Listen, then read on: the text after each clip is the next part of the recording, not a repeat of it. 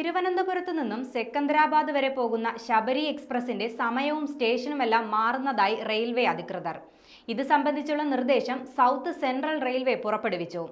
ഇവയ്ക്ക് അംഗീകാരം ലഭിച്ചാൽ ശബരി ആകെ മാറുമെന്നുറപ്പായി.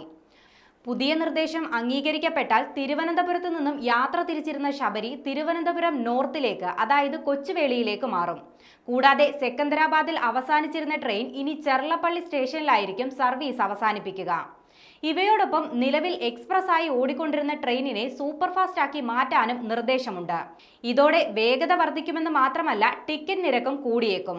പുതിയ സ്റ്റേഷനുകളിലേക്ക് മാറുന്നതിനോടൊപ്പം ശബരിയുടെ സമയത്തിലും മാറ്റമുണ്ട്.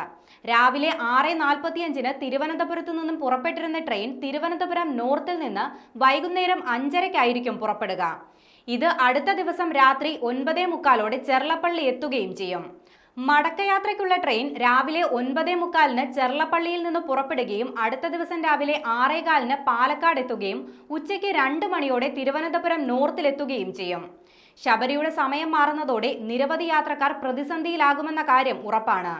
രാവിലെ 5 മണിക്ക് ശേഷം തിരുവനന്തപുരത്ത് നിന്ന് ജനശതാബ്ദിയും വേണാടും കഴിഞ്ഞാൽ കൊല്ലം, കോട്ടയം, എറണാകുളം ഭാഗത്തേക്ക് യാത്രക്കാർ സ്ഥിരമായി ആശ്രയിക്കുന്ന വണ്ടിയാണ് ശബരി എക്സ്പ്രസ്. ഓഫീസുകളിലേക്ക് പോകുന്നവരും ഈ ട്രെയിനിനെ ആശ്രയിക്കാറുണ്ട്. രാവിലെ പുറപ്പെടുന്ന ട്രെയിൻ വൈകുന്നേരത്തേക്ക് സമയം മാറുന്നതോടെ ശബരിക്ക് മുൻപുള്ള പരശുറാം എക്സ്പ്രസിൽ തിരക്ക് ക്രമാതീതമായി വർദ്ധിപ്പിക്കുമോ എന്നതാണ് ആശങ്ക. ഈ സമയത്ത് എറണാകുളം ഭാഗത്തേക്ക് ഒരു ട്രെയിൻ കൂടി വേണമെന്ന ആവശ്യവും ശക്തമാകാനിടയുണ്ട്. ഇവയോടൊപ്പം ശബരി എക്സ്പ്രസിന്റെ ലുക്കും മാറുകയാണ്. ഏപ്രിൽ 18 സെക്കന്ദരാബാദിൽ നിന്നും യാത്ര ആരംഭിക്കുന്ന ശബരി എക്സ്പ്രസ് പുതിയ LHB കോച്ചുകളുമായിരിക്കും യാത്ര തിരിക്കുക. തുടർന്ന് 20 തിരുവനന്തപുരത്ത് നിന്നും പുതിയ കോച്ചുകളുമായി സർവീസ് നടത്തുകയും ചെയ്യും. വർഷങ്ങളായി ഈ ട്രെയിനിന് അത്യാധുനിക കോച്ചുകളായ LHB കോച്ചുകൾ വേണമെന്ന ആവശ്യം ഉയരുന്നുണ്ടായിരുന്നു. ആ ആവശ്യത്തിനാണ് ഇപ്പോൾ പരിഹാരമായിരിക്കുന്നത്.